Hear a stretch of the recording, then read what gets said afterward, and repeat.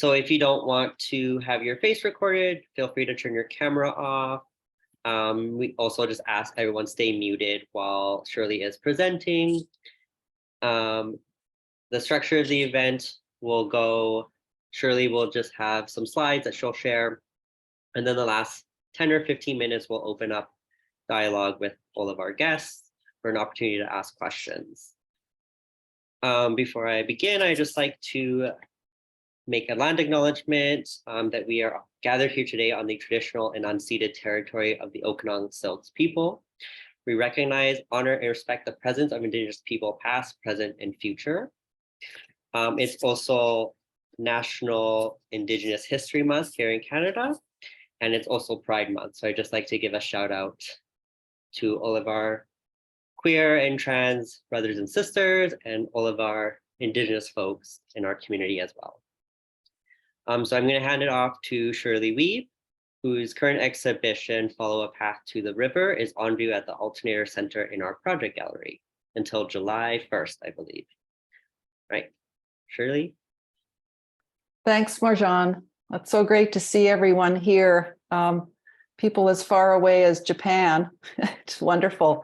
And so I just want to thank the Alternator and Lorna and Ariane and Marjan and the volunteers for helping with the installation of the show, and also just for the gallery supporting my proposal by showing this work. And the Alternator website is so great. So on the website, you can really get a good idea of the show, even if you can't visit it. I'm thankful for my sister attending today, Carol, who lives in Kelowna, and just to have family there, because it is kind of a dear to my heart and personal show. So being looked after every day while I was installing the work was really nice. Yeah, and having them at the opening. And there's some important people who contributed to this exhibition.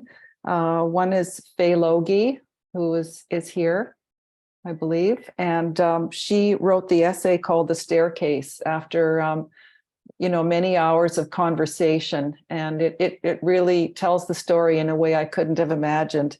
And I will be reading a very short excerpt. So this is your heads up, Faye, that it's gonna be read a little bit. So that just means the world to me.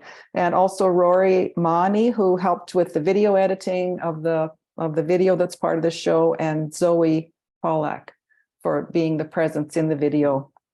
And just to summarize, I'm a self-taught artist of Mennonite heritage. And I just remember growing up with this need to make things and build things with whatever was around. It was just a natural thing. I just did. If there was a little piece of felt or some kind of needle or, stuff, I just wanted to make little things. And later, my artistic influences were Eva Hess with her fearless explorations with materials and space, and Louise Bourgeois with her constructs of the psyche, her drawings and prints.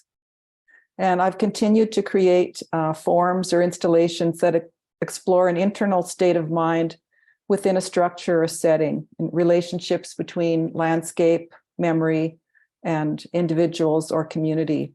And I've just learned to trust a process that informs my work, to explore materials, which I believe have an inherent intelligence when they're allowed to speak.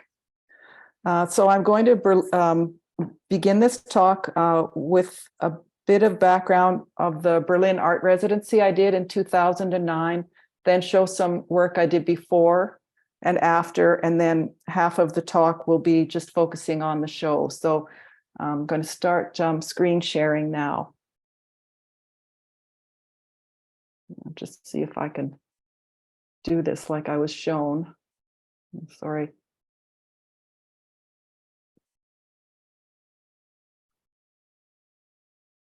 Okay, so I applied for a residency at TACT in Berlin.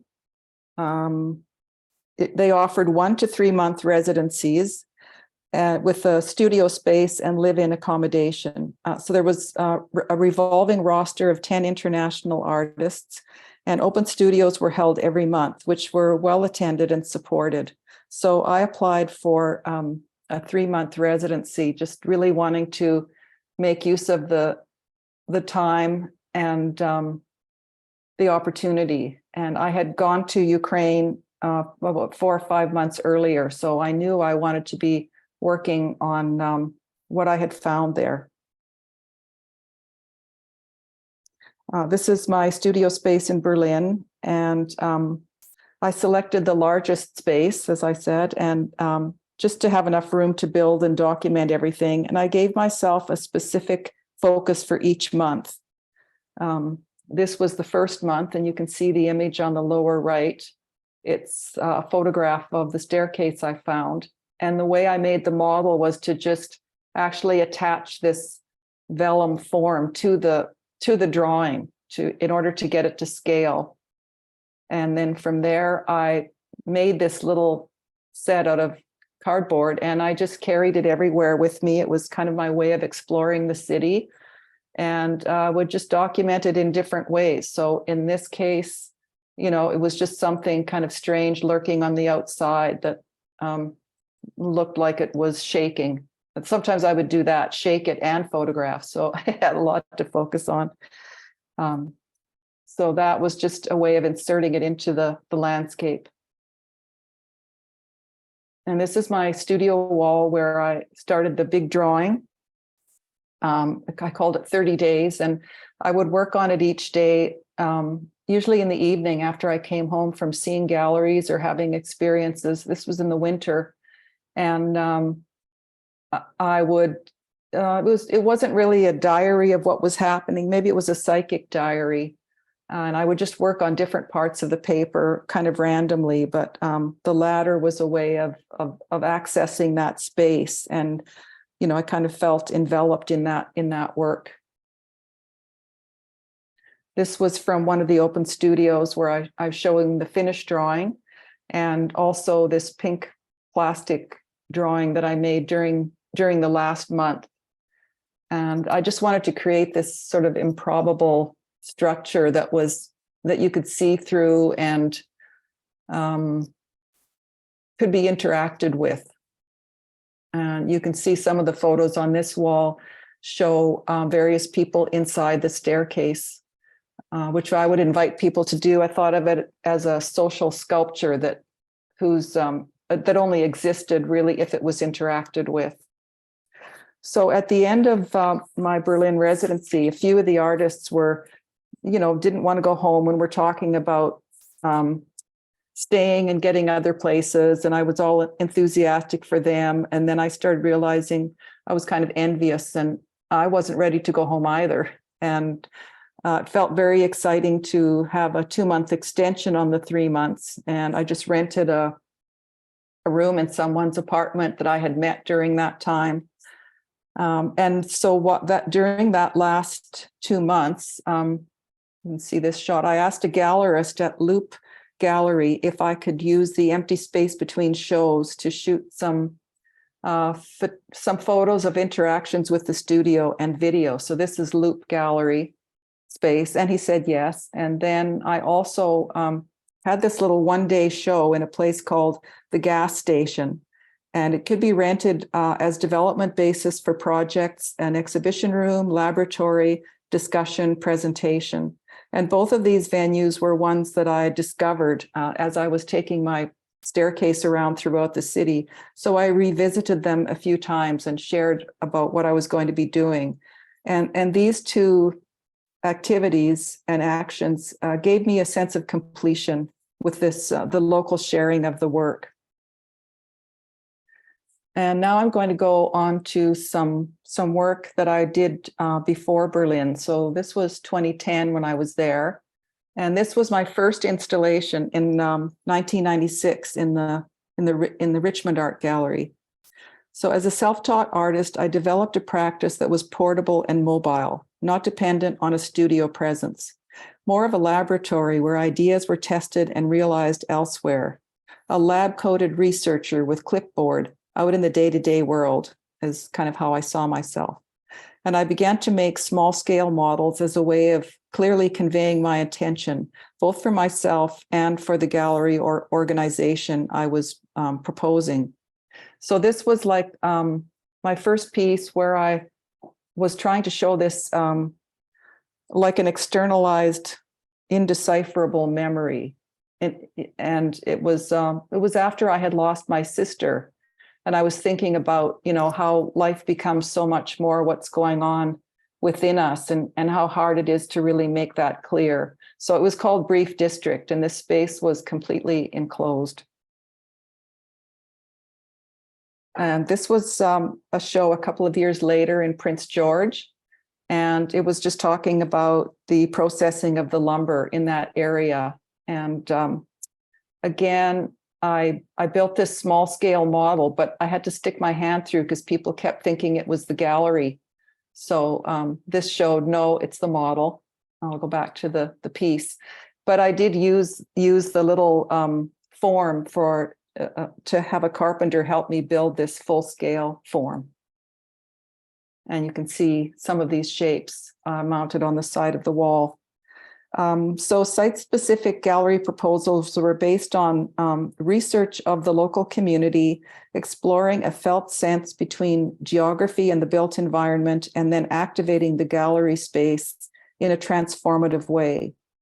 And there was a lot of research for local materials and exploration related to each project, with gleeful trips to industrial areas and town dumps where I would find different things.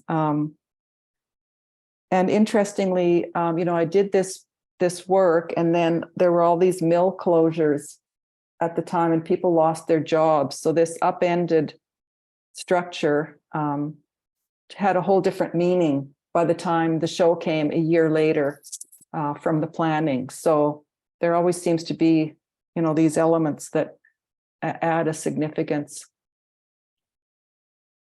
And this is a work from a residency in Dawson that I did. It's called False Front, and it's sort of about the turn of the century architecture during gold mining and fashion. And you can see on the right is the little model. And I found a little G.I. Joe at the thrift store. So he's looking in the window, and someone happened to be swimming. So it was quite perfect. But, it just helps me develop the work, having these small pieces that I developed first.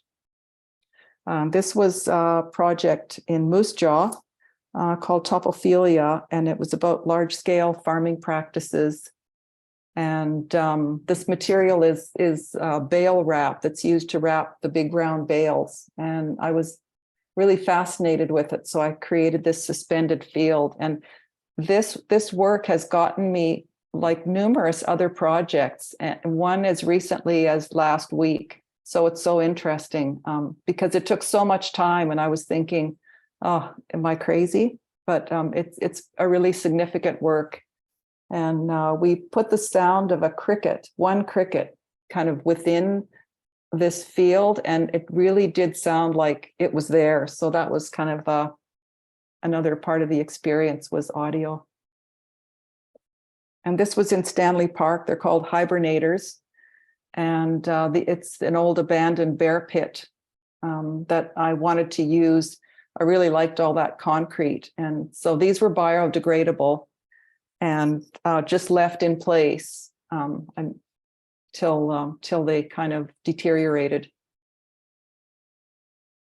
And then this was also part of the Stanley Park residency. It's a big piece called Cozy, and a lot of people contributed to this work by burning in images and writing about what the importance of nature was to them. And the stump was the result of some really serious windstorms we had here in 2006. So it was kind of a healing gesture to create this form called Cozy. So I did this work just before going to Berlin. And now, here we are to my studio. So I began to develop a studio practice after I came back from Berlin. with so this was, yes, 2010. And I joined a songwriting group and learned basic guitar skills. My songs were stories about place, especially my prairie childhood, and gave me another surprising form of expression. I began to have monthly jam sessions and events for sharing music at my studio.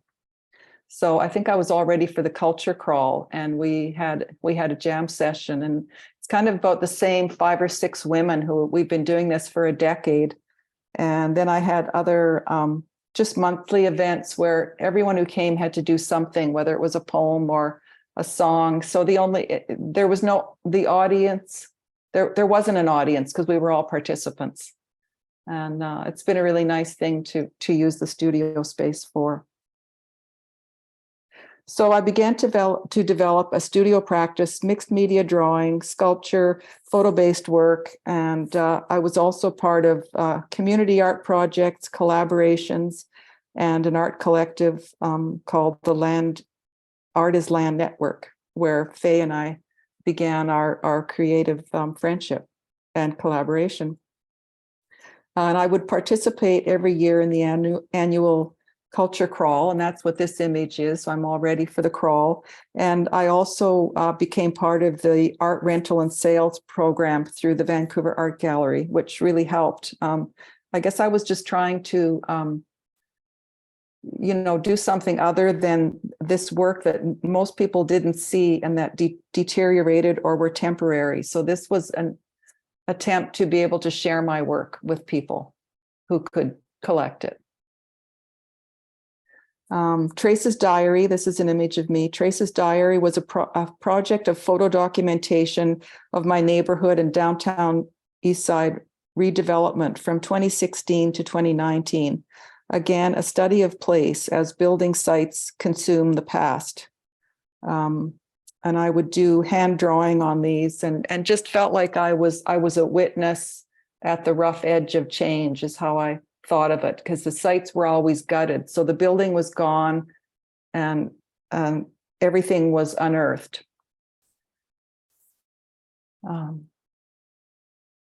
And here's an image from the collective that I was part of. We had a year-long engagement with a public park here called Dr. Sun Yat-sen, and we created installations throughout the year in different groups. This is one of the pieces from the Trace's Diary series. So you can see how I'm working with part photography, part mixed media, and kind of creating a sense of the experience I felt when I was there, which is a strong feeling of spirits and history kind of all flashing at once.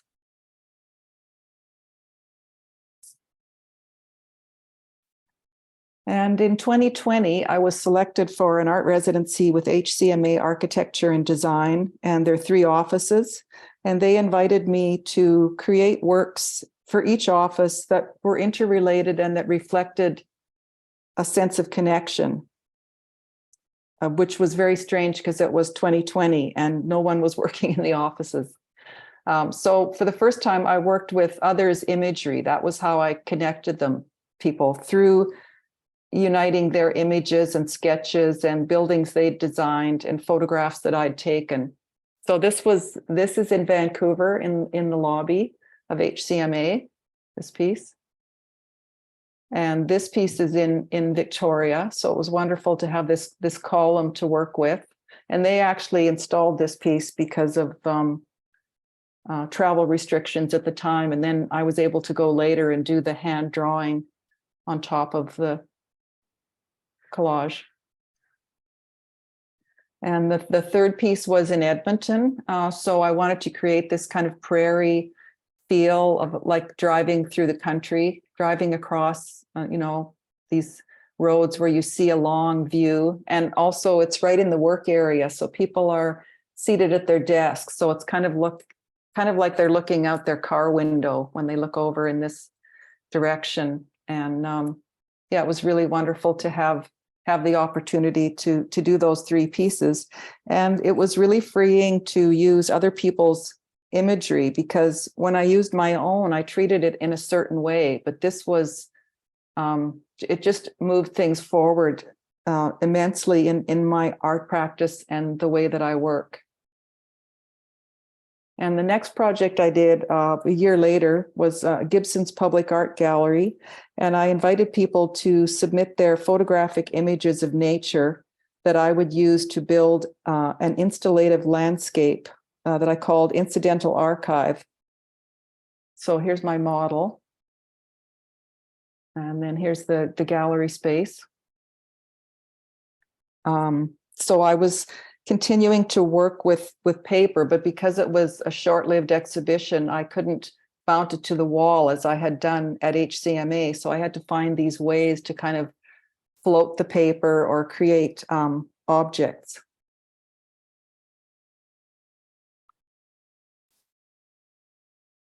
And so these boulders were made out of, again, people's contributed photographs of rocks and walls, and so that was the last part of that show. And again, I seem to want to take it back to sculpture. So, and now we're in Ukraine. So I just want to leave this image on for a second to tell you about it. So I'm with this local Ukrainian farmer. His name is Vasil. And he's someone that my guide and translator arranged for us to visit. And we're about an hour from Zaporozhye. And he's prepared the most wonderful lunch table before us, as you can see. And then he took me on a walk and pointed out some of the still existing Mennonite features, which was a school building and also a cold cellar dug into the earth. And then he takes me to a cemetery where his mother's buried, and we both shed a few tears, no translation needed.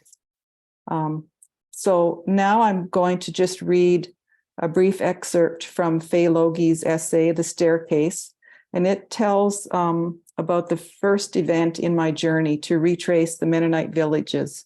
So this picture here with Vasil is the day after. So on the day before, here's this image, and here I'm reading from the essay. "I want to go to the river," she exclaims. Ludmilla and Dmitri follow, aware by now that Cheryl has her own ideas. Silver, poplar, and linden trees dot the step to the water, but mostly it is low-growing deciduous shrubs, fescue, and feather grasses. An arid scent infuses the air. A nostalgic pang quickens in Cheryl for the prairie of her childhood home in southern Saskatchewan. Approaching the low dip of the riverbank, her footing shifts in the loose sand. Immediately in view is a concrete staircase set apart from any architectural reference. Utilitarian in appearance, it provides no purpose. Its bulk departs the sandy bank at the top elongated step, balancing at a slant, a black shadow cast beneath. Cheryl counts 11 steps. A smooth, round handrail is perched along one side, curved at both ends, to aid in an assuming descent into the water or the opposite, an ascension from the swirling, gray, bluish undertow. She feels an irresistible beckoning. This marvelous object is fraught with symbolism and metaphor, ceremoniously placed like a beached whale, something that has died and washed up, still intact and solid. For all Cheryl's research and preparations, she couldn't have imagined this outcome. Not realizing what she had been looking for, she has come upon where she needs to be, like meeting someone you feel you've known all your life, a sudden swooning in her body, an elation. The staircase does not make sense, neither the impossible physicality of it, nor the hunger it feeds. It is a treasure, a tangible artifact, the gesture of a gift. Now she has something to go by. Everything feels to be changing.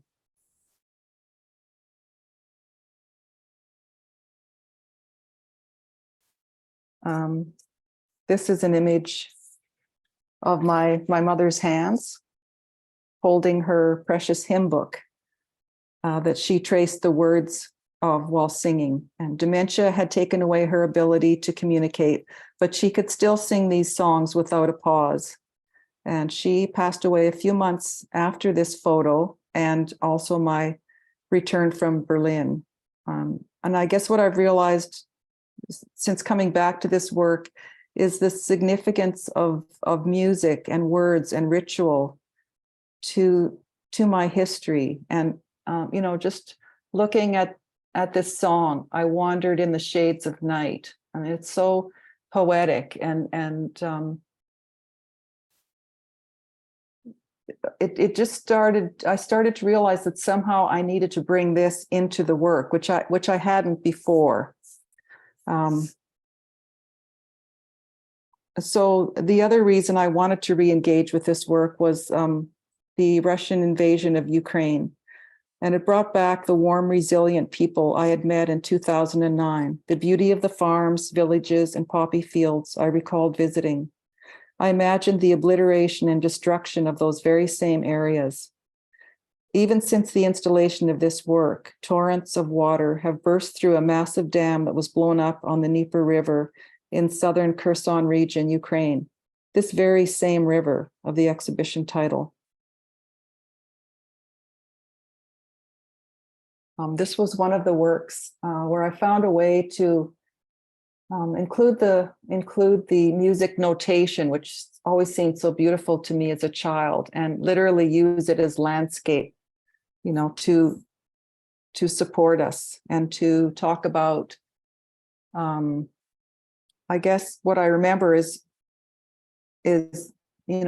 heaven as home. So literally, these hymns were about place. It was maybe where it all started. I'm just going to leave it on this one for the next while. So researching the project space at the Alternator felt like the right place to apply, and also where I have family so important to this work. So when the project was accepted, a trusted advisor suggested I re-engage with the work and continue what I had started with the Berlin cityscape. I feel that this new work has taken the most courage, or perhaps it's returning to the place of re-engaging. The staircase embodies my search, the universal search for belonging, the constant flow between connection and disconnection, leaving things behind to start anew, the hope, the strength, and the ghosts. So I've got some small scale models here that I'm working with.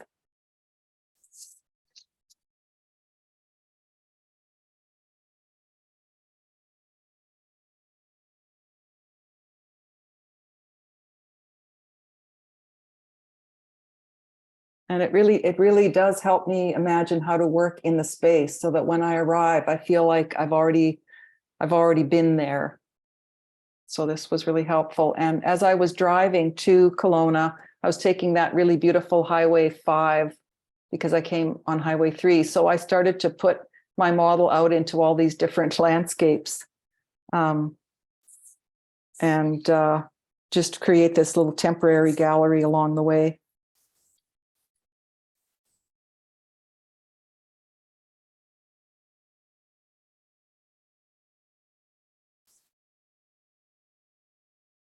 In some cases, I've altered photographs by cutting and peeling back into the image, showing the reverse side of white paper, revealing a series of folds. I employed the cardboard model staircase to create new photo-based work. And previously, I was really adamant about not wanting to reveal the tiny staircase model, thinking it would destroy the mystery.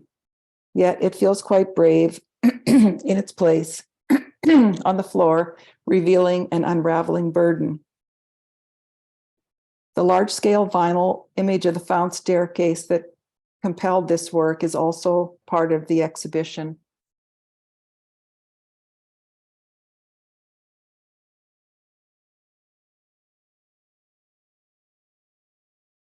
And I developed a series of drawings based on some of the creatures that were in the big drawing. And so there's two on the right, and I have one more, close up of one here. So I'm sewing is often in part of my work on paper. So there's some sewing, there's some monoprint, and then this little creature.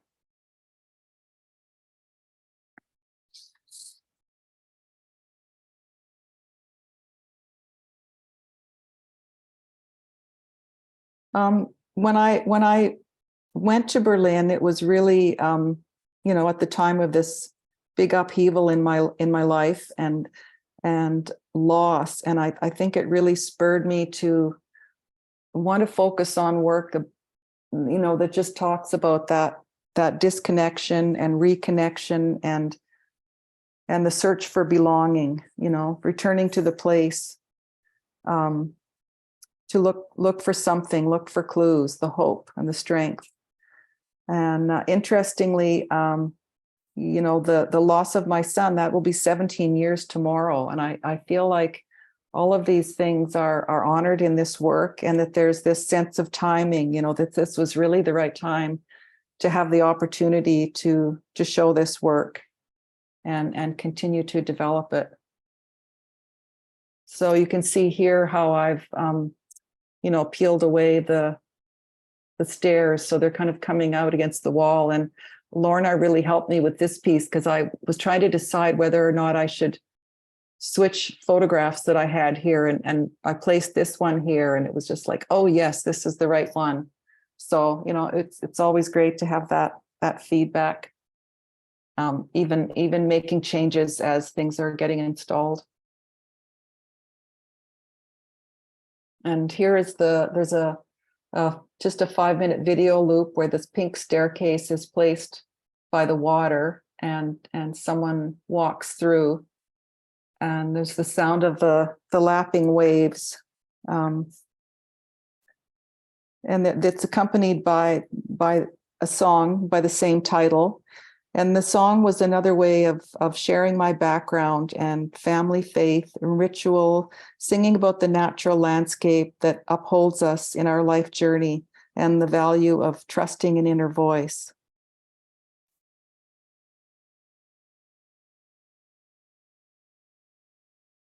So I'm just going to sing you the chorus now. Follow a path to the river. Follow, follow, follow, follow a path to the river. Follow, follow, follow, follow a path to the river. Follow a path to the river. Thank you. That's the end of my presentation.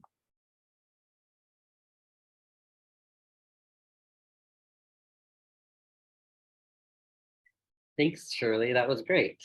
Yeah, Okay. that was great to learn about your process and the history of your work. I really enjoyed seeing the other bodies of work that you've made.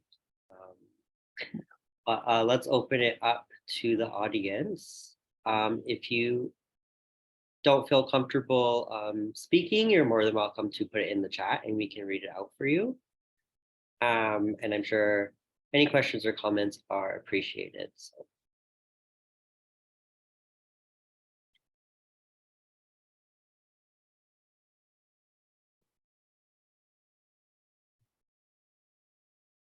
Well, I guess I'll start. I was really curious about the models that you make, and I wanted to ask you about it, but you kind of actually already addressed it, just how it helps you. But yeah, I think it's really interesting that you make these models for every kind of exhibition site, and the attention to detail. Like I was looking at the one that you left here, you even have that really weird bend in the wall, which I thought was really fascinating. But I was wondering maybe if you could expand on the importance of that, or if you've ever thought about having an exhibition of these like mini models, or how integral of a role do these play in your practice? They're just so important. first of all, I think it started because I had a hard time describing what I wanted to do. And it just seemed like so much easier to, it helped me sort of develop it, and it helped whoever I was proposing it to see it. And because they were site specific, often the gallery spaces, and they weren't in town, I needed a way to have that in my mind really strongly while developing the work, and also to have the scale of the piece in the space. I think at first I was just trying to do a small scale version of the sculpture or the installation. And then I decided to actually build the gallery space, which was a big help, far more helpful than just having the piece. And it's funny, I've never really thought of sharing them. Most of the time at the end, I just give them to the gallery or break up the foam core to make the next one. And it's only since begrudgingly getting on Instagram that I've been sharing these. Like, there's so much I have kind of kept hidden in a way, even like not wanting to show the little stairs, thinking, no, that's going to ruin the mystery of these photographs if people see how small it really is. And so I think, they are works in their own. I guess I'm just realizing that. And when I was driving to Kelowna, that's the first time I've taken the model with the work and put it outside somewhere. So that was so much fun on Highway 5. I was just finding all these different spots and getting it out. And,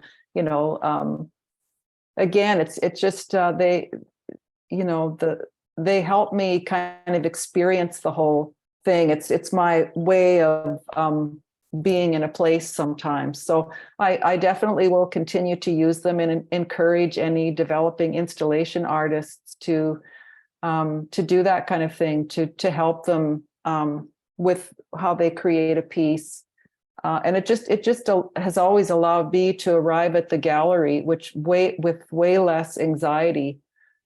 Because I already feel like, yes, I know there's the bend in that wall because I saw that when I was there. And sometimes it also helps to try to exploit a part of the gallery that one might not like so much, like a feature that you think, oh, I wish it didn't have that there. But then when you sort of really get used to it, it somehow becomes something you can include. It becomes part of it. So it's a great way of working. Sometimes the models are really tiny, and sometimes I think the Alternator one was bigger. I built because I knew I was going to be putting the work, and some of the works were small, into it. So it had to be large enough that I could actually cut out a little something, and put it in. Yeah. Thanks for mentioning that. Yeah, absolutely. I was going to say too, like, the image that you shared where it's sitting in that bush or that tree, like, there's just something so interesting about that, like seeing this like physical space, but then like this like giant tree like encompassing it. Or the one where your hand is going through and like picking up or holding, like that I thought was so cool. Because like, yeah, when you first see it, it looks like it's like a trick of the eye, because it looked like life size, and then there's just giant hand going in, which was yeah. Thanks. Hi, Shirley. Hi, dear Carol, my sister. So good to see you. Your sister. Yeah. Oh, this was like walking down memory lane with you. I realized how so many of those shows I was able to be there, either at the working on it process or at the actual installation. So I just marvel at it all. I had tears in my eyes, because we share the stories behind them, right? Exactly. We sure do. Yeah. I loved it. I just loved it, Shirley. Thank you. Thanks, Carol.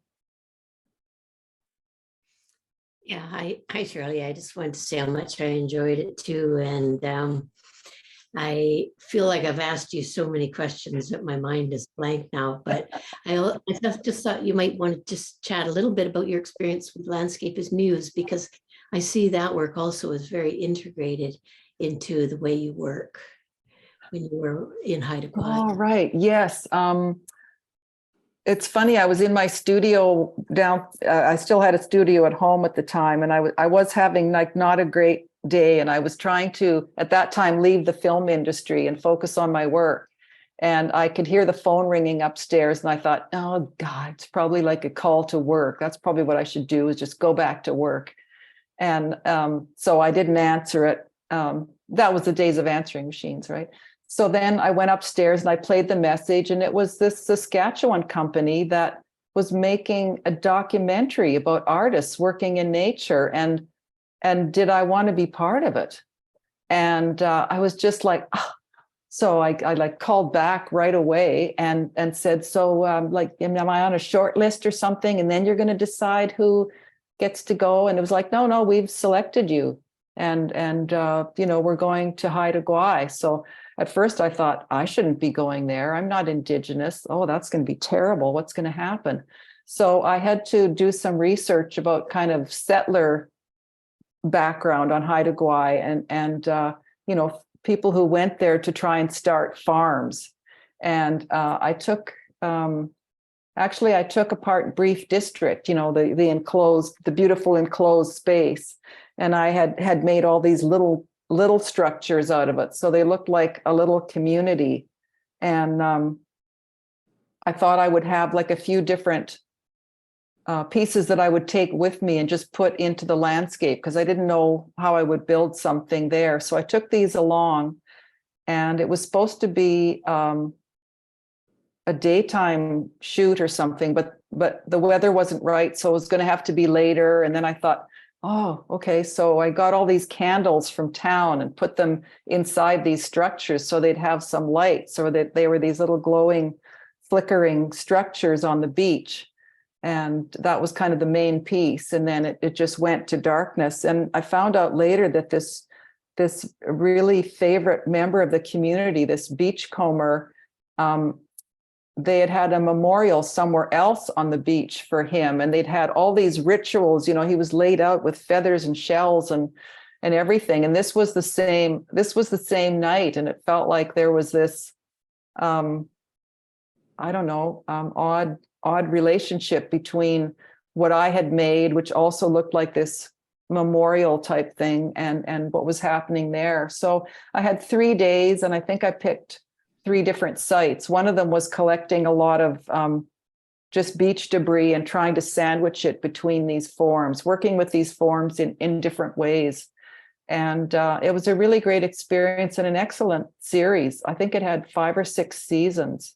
And I don't know, I think it's in some school libraries, but Faye was also in one of the episodes in the next season. And so, you know, we had this great talk about, I can't remember exactly where, I think Faye went to the rainforest somewhere, but yeah, it was just a wonderful experience. And I think it was a real boost at that time. You know, it was 2004, and I was just wondering, you know, how am I going to sustain this? And it really did help me. Thanks for bringing that up, Faye. I didn't include that.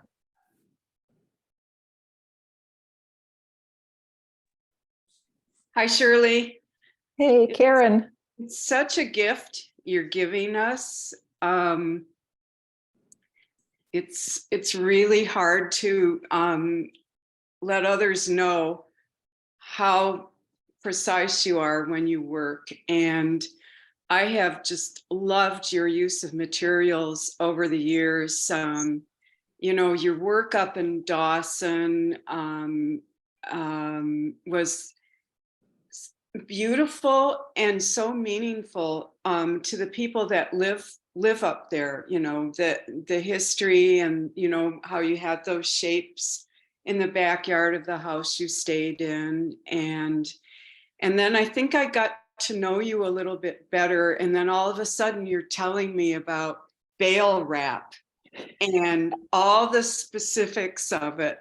And I think we were in your old house near 47th. And I was jaw dropping how good you were with figuring out these materials. Faye knows this really well, as you know, and it's been such a privilege to see all of this work over the years. And how adept you are at just kind of magically layering yourself into all these places, you know, and so much of your work, you know, not all of it, but a lot of it is about that, you know, allowing the visible, like the transparencies and the layering, and the respect that you have for the landscape. I think sometimes we as artists don't sort of say thank you, landscape. You know, we so it's a real pleasure to see all your work, and hi Faye, and nice writing there too. So thanks. Thanks a lot, Karen. I've been working with Karen in her garage studio the last couple of weeks, and talk about a materials queen. Oh my goodness. But she's way more complex. I told her she's a maximalist. I'm kind of a minimalist, and she just brings it all in, and it's amazing. Anyway, thanks, Karen.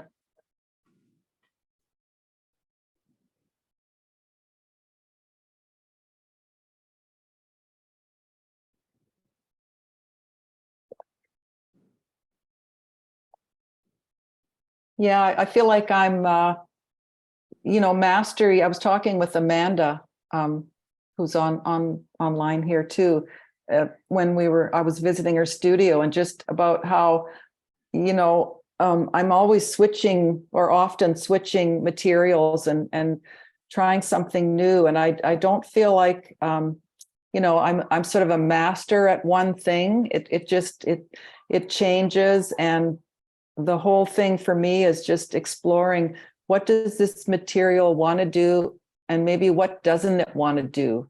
And so sometimes I let it do what it wants to do, and then I also kind of make it do what it's not really meant to do. Like the pink PVC, the plastic that I found in Berlin. It was so it's weird. It's like skin. It responds to temperature, and it can be fairly rigid and like hold its shape, or it can just be floppy and when it's warmer. And when I got it to Kelowna, I guess I'd had it in the warm car, you know, driving up, and I get it into the gallery, and it's just misbehaving like it never has before, and it's just completely floppy.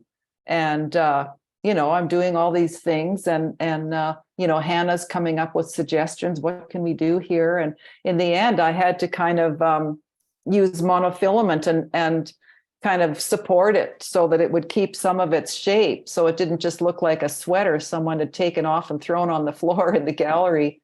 And also the dryness. So I you know, sometimes these materials are almost like living entities, you know, that do different things in different conditions. And yeah, that was really funny to find that out. It also sometimes, if that material gets a bend in it or something, I have to use a hair dryer because heat takes away its memory.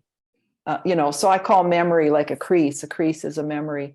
So you know, I brought a hair dryer in one day and everything, trying to wipe the hard drive memory of the pink staircase.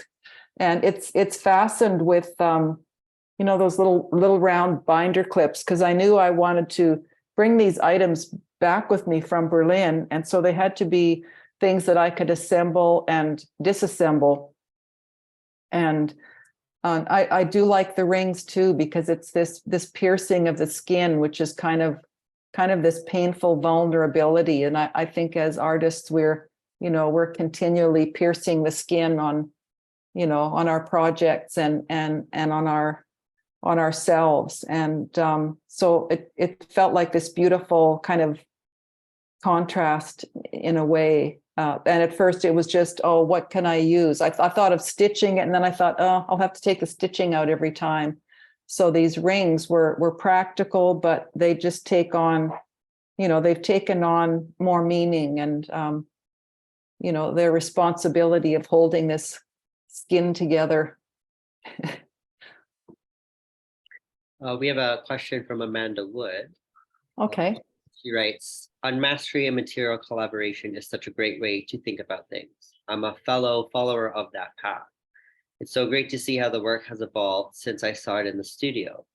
I'm curious about how some of the other material glitches you incorporated. How did the outcome of the installation compare to what you had planned? Love the floppy vinyl. Thanks, Amanda. Well, even though I'd made a model of the gallery, when I got there, it suddenly seemed smaller, the gallery space. And I think partly it was that there was this, when I visited it in person, there was a movable wall that was in the space.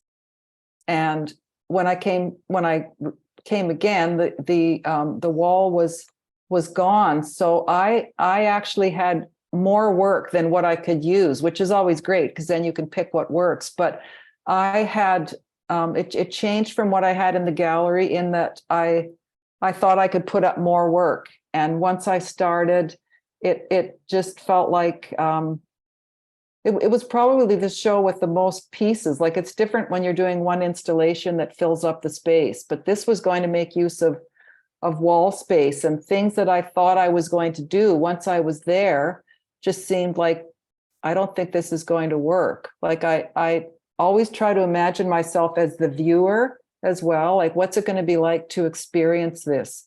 So some of the things I thought I was going to place like really high up, I realized, well, I don't want to do that because there's quite a bit of, duct work and lighting that's going to influence it. And of course, with the gallery model, I had just made the walls the right height, but I hadn't made the ceiling. So having a ceiling on top, maybe that's what changed. I've been working in this ceilingless place and it was fantastic, just wide open. So I didn't use the number of pieces I thought, and the relationships I made between the pieces were different than what I had thought they'd be in the studio. I had certain groupings, and when I was in the gallery, it was just like, this isn't going to work. And we changed where the video was located, so that also made some other changes. And I try to let the space kind of speak to me and not be too rigid about, okay, well, I had planned to put this here, so I'm going to put it there now, no matter what. And just things like how close it was to the doorway, or I planned to do kind of a corner installation in between the video wall and the big drawing. And when I started to do that, it just didn't feel like it was working. So in some ways, I was kind of installing till 5 minutes before I went home to nap before the show, because everything I did then changed the next thing, just like life, right? You have this big plan and then you do one thing, and then next thing you know, this is different, that's different, and on it goes. But I felt really pleased. And just to share something else, I found out after that I'm going to be able to show that a body of work, not maybe the same, but slightly different in Vancouver a year from now. And I'm really excited about that, because in a way I feel kind of sad about taking this work down. Like now that I've revisited it has so much meaning again. So I'll be able to show it at the Dal Schindel Gallery a year from now. And I think I want to focus more on really developing the song, and maybe have like a community singing this song instead of just me. So I didn't get a chance to do that this time. So thanks, Amanda, for bringing that up.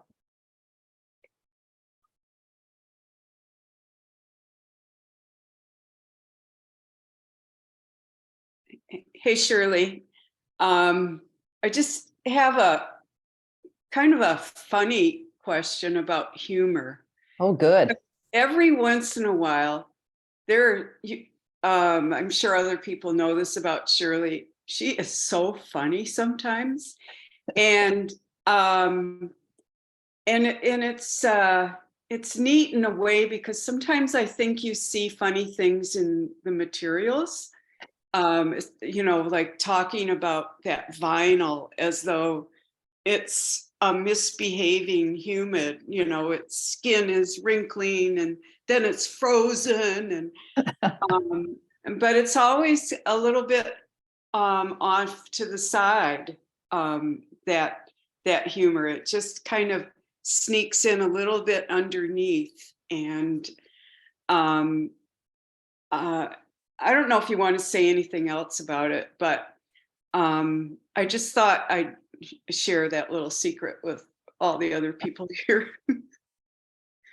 Yeah, thanks, Karen. Yeah, it is true. Like materials, and they kind of have a life. You know, after you've worked with something for a while, you feel like you've got a relationship with it, you know, whatever it is. And sometimes materials are so frustrating. I remember working with a whole bunch of crutches that I was trying to tie together in a circle. I didn't have a picture of that work here.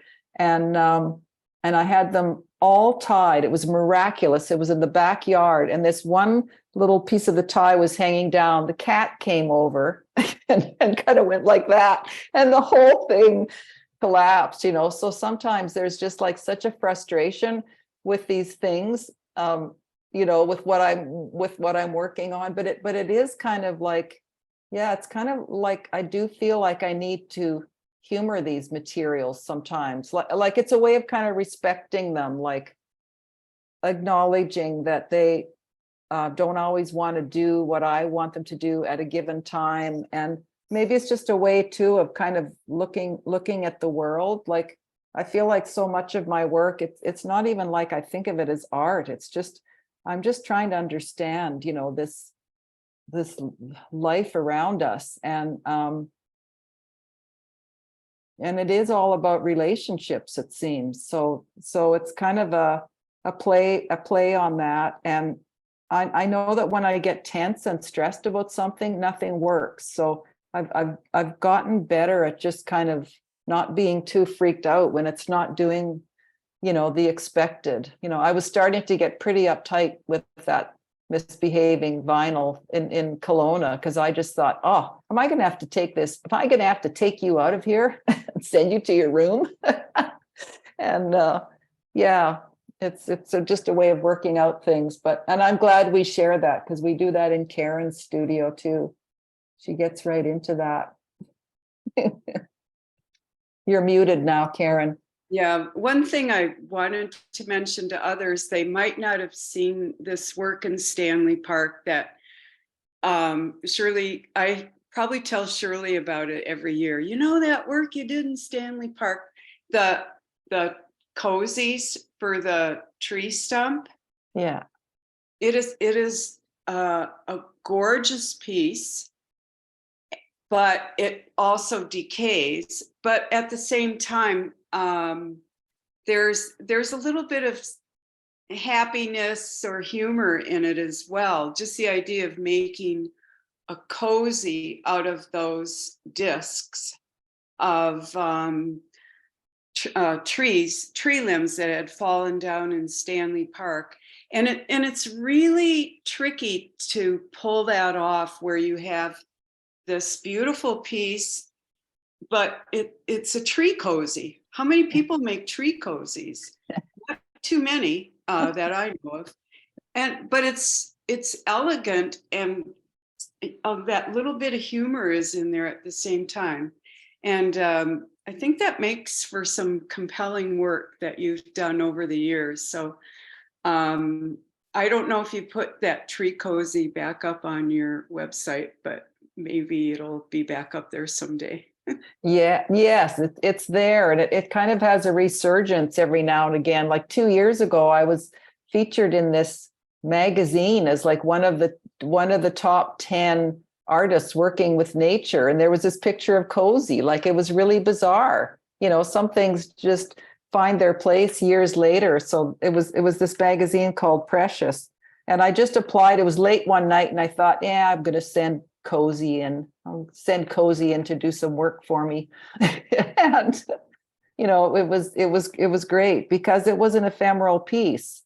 So I've just got those images now, but I do remember how much fun it was wrapping that tree. And I think there were 1,800 people that in different groups. Like it was kind of a kitchen table activity where I'd meet different groups where they were at, and we would use this wood burning tool, and people would talk and laugh, and you know, it was like we were camping together or something, and they would make these images. Some were really incredible, like they were just drawing so skillfully with this basically like a soldering tool. And it probably wouldn't be allowed now because it smelled like a campfire, and all those things might not wash now, but it was kind of like a performative thing, meeting people of all different ages, and just people who hadn't made, like people were saying, I haven't made anything in years. I haven't made anything in 30 years. So yeah, I mean, I get a lot of joy from that, just people participating in something, and they don't consider themselves artists, but together we make something, and it's a great way of connecting, I think, with others.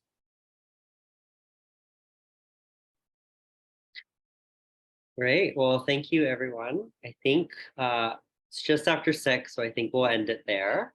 I put in the chat the link to Shirley's webpage on our website.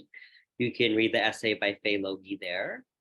There's also some recent documentation of the exhibition that's been added. So if you haven't been able to check out the exhibition in person, you can see photos online. Thank you, Shirley, once again, so much for sharing your practice with us. And thank you, everyone, for joining us today. And I hope everyone has a great night. Yeah, thank you. Thanks for making this possible. And thanks to everyone who was here and had comments and just showed up. It was really nice to see you all. Yes, thank absolutely. you. Thank you, everybody. Thanks, Shirley. Bye-bye. Bye-bye.